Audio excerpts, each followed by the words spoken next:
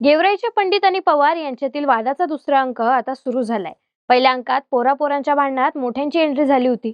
आता दुसऱ्या अंकात आरोपांची राव उठवली जाते. बाळराजे पवारांना अमरसिंह पंडितांचा जीव घ्यायचा होता असा आरोप पंडित गट करतोय. तर आता पवार गटाने देखील अमरसिंह पंडित यांच्यावर गंभीर आरोप केले आहेत. पवार गटाचे जखमी विष्णुपंत आतकरे म्हणाले, अमरसिंह पंडित बंदूक घेऊन आले होते. त्यांनी पृथ्वीराजच्या हातात बंदूक देत शिवराज पवारला गोळ्या घाल अशी चिथावणी दिल्याचा आरोप केलाय. गेवराईतील पवार पंडित यांचा राडा खरं तर परळीतील राड्यापेक्षा भयंकर आहे. इतिहासात देखील अशा अनेक गोष्टी घडल्या ज्यामुळे पवार आणि पंडित यांचा राजकीय इतिहास काय आणि कसा राहिलाय हे लक्षात येते. स्वातंत्र्यानंतरचा गेवराईचा इतिहास कसा राहिलाय? पंडित पवार एकमेकांचा जीव घेण्यापर्यंत हल्ले करीत आहेत, मात्र तरीही दोन्ही गटांकडून फिर्याद दिली जात नाही. पोलिसांना स्वतःहून फिर्यादी व्हावं लागतं. हे सगळं प्रकरण मीडिया ट्रायलसाठी केलं जातंय का, हेच आपण या व्हिडिओतून पाहूया. नमस्कार, मी कोमल आणि तुम्ही पाहतायत कार्यारंभ. गेवराईत 2 डिसेंबरला मतदाना दिवशी जो काही राडा झाला त्याची इनसाइड स्टोरी आपण 2 दिवसापूर्वीच सांगितली होती. त्या स्टोरीची लिंक आम्ही डिस्क्रिप्शन मध्ये दिली आहे. तिथे जाऊन तुम्ही हा सगळा घटनाक्रम पाहू शकतात. आता 2 दिवसानंतर काय काय झालंय ते पाहूया. पहिल्यांदा तर पंडित कुटुंबांकडून बाळराजे पवार यांच्यावर गंभीर आरोप लावण्यात आले. अमरसिंह पंडित यांचे स्वीय सहाय्यक अमृत डावकर आणि आमदार विजयसिंह पंडित म्हणाले, माजी आमदार लक्ष्मण पवार यांचे भाऊ बाळराजे पवार हे माजी आमदार अमरसिंह पंडित यांना जीवे मारण्यासाठी कृष्णाई बंगल्यावर गेले होते. बाळराजे पवार जेव्हापासून जेलमधून बाहेर आले तेव्हापासून अमरसिंह पंडित यांना मारण्याचा कट शिजत होता. पवार हे विकृत मनोवृत्तीचे आहेत असाही आरोप त्यांच्याकडून करण्यात आलाय. या आरोपाच्या खात्रीसाठी अमरसिंह पंडित यांनी घटने दिवशीचे सर्व सीसीटीव्ही फुटेज पोलीस अधीक्षक नवनीत कावत यांच्याकडे सुपूर्द केले आहेत. आता बाळराजे पवार यांच्याकडून देखील पंडित कुटुंबावर आरोप केले जात आहेत. या हल्ल्यात जखमी झालेले पवार समर्थक विष्णुपंत आतकरे यांच्यावर छत्रपती संभाजीनगरच्या खासगी रुग्णालयात उपचार सुरू आहेत. ते म्हणाले, अमरसिंह पंडित हे बंदूक घेऊन आले होते. त्यांनी पृथ्वीराज पंडित यांच्या हातात बंदूक देत शिवराज पवारला गोळ्या घाल अशी चिथावणी दिली. त्यानंतर पृथ्वी पंडित हे गावठी कट्टा आणण्यासाठी गेले. त्या झटापटीत माझ्या हाताला गावठी कट्टा लागला. ते शिवराज पवार यांना मारण्यासाठी आले होते असा गंभीर आरोप केलाय. या सगळ्या गंभीर प्रकरणानंतर पंडित किंवा पवार या दोघांपैकी कुणीही एकमेकांविरोधात पोलीस ठाण्यात लेखी तक्रार दिलेली नाही. पोलीस अधीक्षक नवनीत कावत यांनी या दोघांनाही तक्रार देण्याचं आवाहन केलं होतं. शेवटी पोलिसांनी स्वतःहून फिर्यादी होत मतदानाच्या बूथवर जो राडा झाला त्याची फिर्याद दाखल केली आहे. त्यात दोन्ही बाजूच्या कार्यकर्त्यांवर गुन्हे नोंद झाले आहेत. पोलिसांच्या फिर्यादीत कुठेही कृष्णाई बंगल्यावर झालेला राडा, माजी आमदार पवारांच्या बंगल्यासमोर झालेल्या राड्याचा उल्लेख नाही. हल्ल्यात जखमी झालेले अमृत डावकर किंवा विष्णुपंत आतकरे यांनी देखील स्वतंत्रपणे फिर्याद दाखल केलेली नाही. घटना घडून गेल्यानंतर 2 दिवसात जे झालं ते असंच दिसतंय की पवार आणि पंडित या दोघांनाही केवळ मीडिया ट्रायल चालवायची आहे. मीडिया ट्रायल चालत राहिली तरच दोघांचंही राजकारण चालणार असा दोन्ही गटाचा विचार दिसतोय. एका गटाने बाळराजे पवार यांना पुन्हा जेलमध्ये टाकण्यासाठी पुढाकार घेतलाय असे म्हणून जनतेला भावनिक करायचं, तर दुसऱ्या गटाने देखील अमरसिंह पंडित यांना जीवे मारण्यात येणार होते असे म्हणून आपल्या कार्यकर्त्यांना भावनिक करून राजकारण करायचे असाच हा सगळा प्रकार दिसतोय. मुळात गेवराईत पवार आणि पंडित या कुटुंबाचा राजकीय इतिहास काय आहे हे आधीच समजून घेतलं पाहिजे. गेवराई विधानसभा मतदारसंघ 1962 पासून अस्तित्वात आहे. तेव्हापासून ते आजपर्यंत या मतदारसंघावर पवार आणि पंडित या दोनच कुटुंबाचं वर्चस्व आहे. तिसऱ्या आडनावाचा व्यक्ती इथे 1972 साली निवडून आले होते. ते म्हणजे सुंदरराव सोळंके. सुंदरराव सोळंके हे पवार आणि पंडित या दोघांचेही सोयरे होते. शिवाय राजकारणातील ते एक मोठं नाव होतं. सोळंके हे केज मतदारसंघातून निवडणूक लढवत असत, पण केज मतदारसंघ अनुसूचित जातीसाठी राखीव झाल्यामुळे सोळंके गेवराईत आले आणि तिथूनच बिनविरोध आमदार झाले. गेवराईत सयाजी त्रिंबक पंडित हे 1962 सालचे पहिले आमदार राहिले. त्यानंतर 1967 मध्ये शाहूराव पवार हे दुसरे आमदार झाले.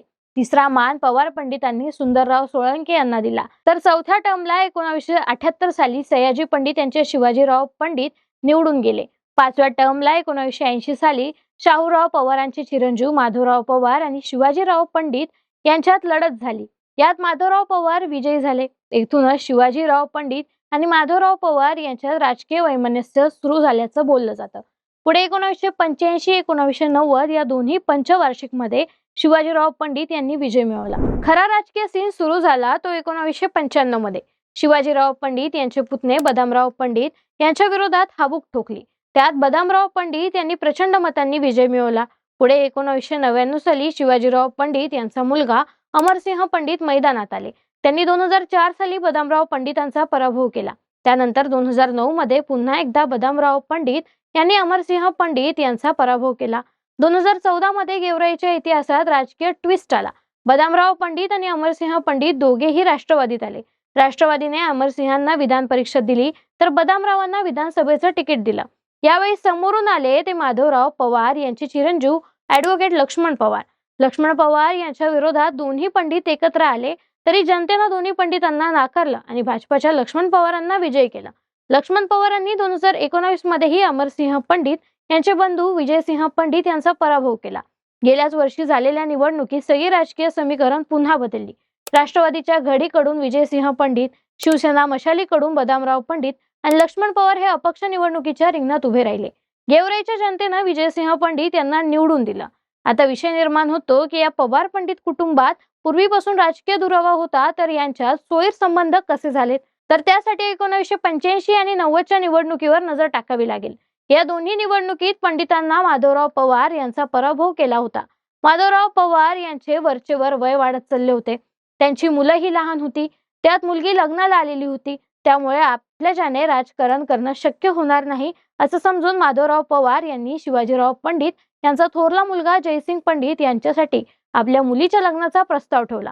पूर्वीचे सोयरे संबंध असल्याने शिवाजीरावांनी देखील क्षणात यासाठी होकार दिला. 1995 साली ही सोयरीक जमून आली. आता पवार पंडित कुटुंबात जवळचं नातं तयार झालं. गेवराई तालुक्याच्या राजकारणात पंडितांनी लक्ष दिलं तर गेवराई शहरात पवारांनी म्हणजेच आमदारकी पंडितांकडे आणि नगराध्यक्षपद पवारांकडे अशी विभागणी झाली.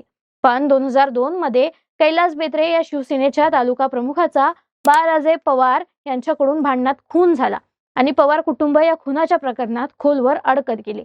आज ज्याप्रमाणे संतोष देशमुख हत्या प्रकरण गाजले त्या काळी देखील कैलास बेत्रे खून प्रकरण प्रचंड गाजले होते.